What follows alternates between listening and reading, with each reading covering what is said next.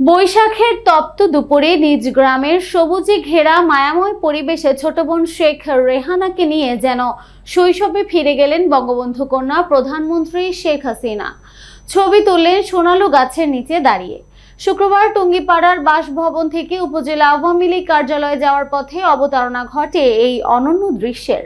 সোনালু ও কৃষ্ণচূড়া গাছের ছায়ায় সুনিবিড় পথে পায়ে হেঁটে পেরোবার সময় প্রধানমন্ত্রী মধুমতি নদীর সঙ্গে যুক্ত খালের পাশে দাঁড়িয়ে পড়েন হঠাৎ।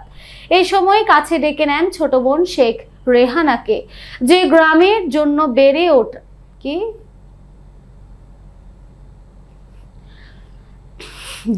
জন্ম হবে না, এটা যে গ্রামে জন্ম ও বেড়ে ওঠা, এটা জন্ম হবে। যে গ্রামে জন্ম ও বেড়ে ওঠা সেই পিতৃভূমিতে সোনালু গাছের ছায়ায় ছোট বোনকে নিয়ে যেন ফিরে গেলেন শৈশবের স্মৃতিময় দিনগুলোতে। এর আগে শুক্রবার সকালে একদিনের সফরে নিজের পৈতৃক বাড়ি গোপালগঞ্জের টুঙ্গিপাড়ায় যান প্রধানমন্ত্রী শেখ হাসিনা।